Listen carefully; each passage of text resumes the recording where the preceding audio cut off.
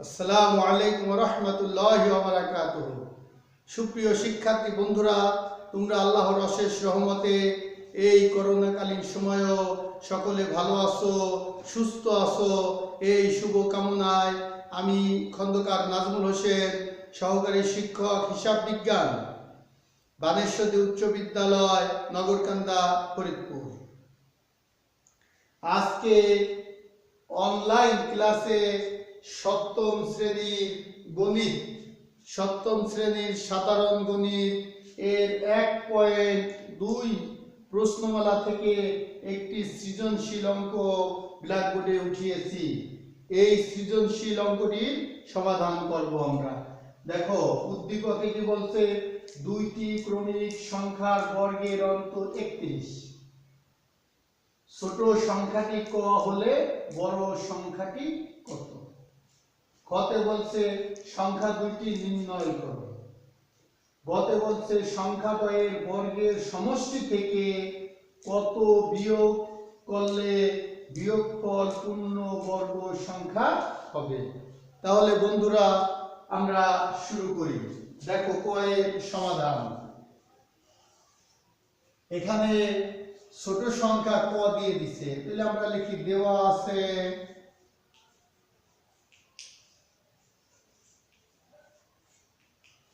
ছোট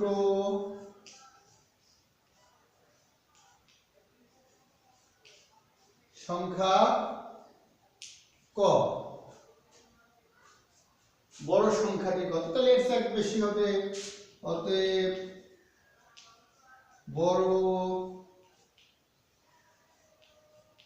সংখ্যাটি ক প্লাস 1। কি প্রিয় শিক্ষার্থী বন্ধুরা, আমাদের ক নম্বর অঙ্কের সমাধান করেছি, সৃজনশীল ক অংশের সমাধান করেছি।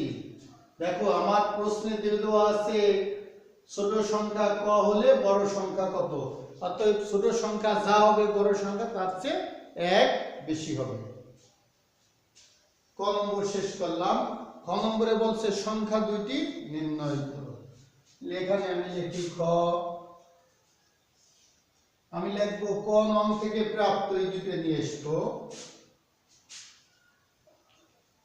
ক নং থেকে প্রাপ্ত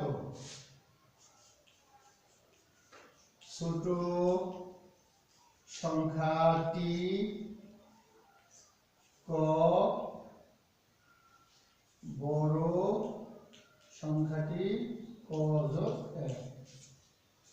বর্গের অন্তর, বর্গ মানে এটার স্কয়ার, অন্তর মানে বিয়োগ। তাহলে আমরা লিখি প্রশ্ন মতে বড় সংখ্যা ক প্লাস 1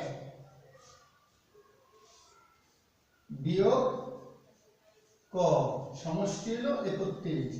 আর যেহেতু বর্গ বলছে এই জন্য এখানেও স্কয়ার হবে, এখানেও স্কয়ার হবে। তাহলে এটা দেখো a প্লাস বি, এখানে a হলো ক, b হলো 1, তাহলে আমাদের এই সূত্রে পড়বে a plus b whole square সমান a square plus 2ab plus b square. কি বন্ধুরা, এখানে ক মানে a, 1 মানে b। যেখানে আমি a স্কয়ার বলবো তুমি লিখবা ক স্কয়ার, যেখানে আমি b স্কয়ার লিখবো তুমি লিখবা, যেখানে আমি b লিখবো তুমি লিখবা 1 স্কয়ার, বা a স্কয়ার মানে ক স্কয়ার সূত্রের প্লাস 2, a হইলো ক, b হইলো 1 প্লাস b স্কয়ার মানে 1 স্কয়ার মাইনাস 8 ক স্কয়ার সমান সমান 31। কি বন্ধুরা বুঝতে পেরেছো তো? এটা সূত্র প্রয়োগ করে করলাম। এখন এটারে গুণ করি, ক স্কয়ার প্লাস 2 ক প্লাস 1 প্লাস ক স্কয়ার সমান সমান 31। দেখো, এটা প্লাস ক আছে, এটা মাইনাস ক আছে, তাহলে এটা কাটাকাটি যায়, বা 2 ক প্লাস 1 সমান 31, বা 2 ক সমান সমান 31। এটা আছে যোগ, এটা হয়ে যাবে বিয়োগ। বা 2 cos সমান 30 বা cos সমান 30/2 15 দুগুণে 30 অতএব cos সমান 15। কি বন্ধুরা বুঝতে পেরেছো তো? তাহলে আমাদের একটি সংখ্যা হবে cos, ক মানে 15, আর একটি হবে ক প্লাস 1। তাহলে আমি উপরের দিকে যাচ্ছি।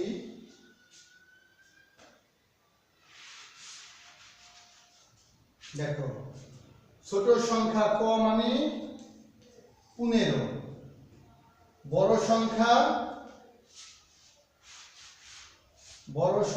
ক মানে 15 যোগ 1 সমান 16। তাহলে আমাদের অ্যান্সার হলো উত্তর, আগে ছোট যেহেতু চাইছে ছোটই দেই, ছোট সংখ্যাটি 15, বড় সংখ্যাটি 16। আমাদের উত্তর বেরিয়ে গেল খ। প্রিয় শিক্ষার্থী বন্ধুরা, খ নম্বর অঙ্কটি তোমরা বুঝতে পেরেছো আমার মনে হয়। এখন আমরা গ নম্বর অঙ্কে যাব। গতে বলছে সংখ্যাদ্বয়ের বর্গের সমষ্টি থেকে এই যে সংখ্যা বের হয়েছে এর বর্গের সমষ্টি মানে যোগফল, যোগ। তাহলে আমি এটা মুছে দিচ্ছি। দেখো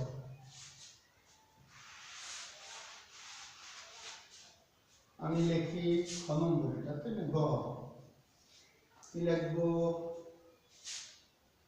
ক খ নং থেকে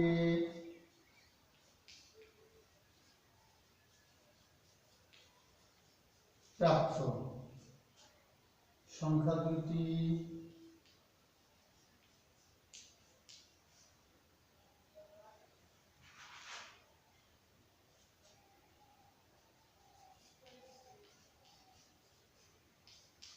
পনেরো ও 16। এটা আমরা খ নম্বর থেকে পেলাম। এখন লেখো কইছে কি, দেখো প্রশ্নের সংখ্যাদ্বয়ের বর্গের সমষ্টি। তাহলে আমি লিখি সংখ্যাদ্বয়ের বর্গের সমষ্টি 15 square plus 16 square. 15 square plus 16 square. 15 গুণ করলে 2 2 5, 16 হলো 256। 6 6 36, হ্যাঁ 256। কি প্রিয় বন্ধুরা, 15 স্কয়ার মানে 15 দুইবার গুণ, 16 স্কয়ার মানে 16 দুইবার গুণ। এখন এটা যোগ করলে আসে 5 আর 4 11, এক হাতে থাকে 1, 5 আর 2 7 আর 1 8 4। তাহলে বর্গদ্বয়ের সমষ্টির যোগফল হলো আমাদের 481। এটা থেকে কত বিয়োগ করলে বিয়োগফল পূর্ণবর্গ সংখ্যা হবে?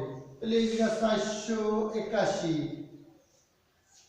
ভাগ প্রক্রিয়ায় করতে হবে। এখানে এমন একটা সংখ্যা দিব, ওই সংখ্যাকে ওই সংখ্যা দিয়ে গুণ করলে হয়তো 4 হবে, নাহলে 4 এর কম হবে। 2 দিয়ে 2 গুণ 4, এই 2 এর ডবল 4, এখানে জোড়ায় জোড়ায় কেটে আনতে হয় 81।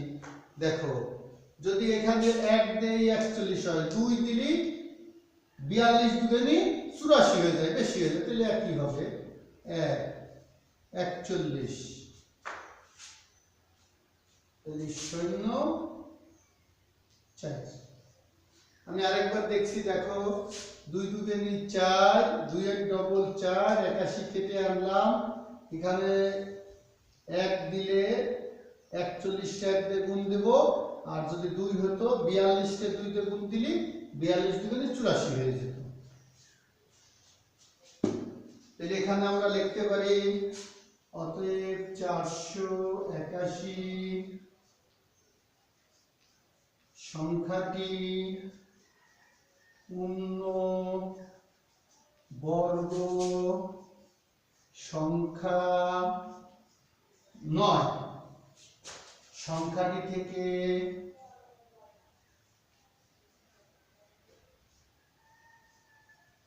40 বিয়োগ করলে বিয়োগফল পূর্ণবর্গ সংখ্যা হবে।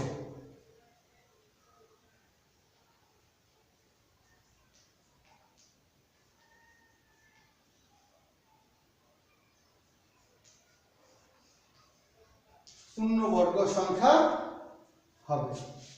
তাহলে আমাদের এটা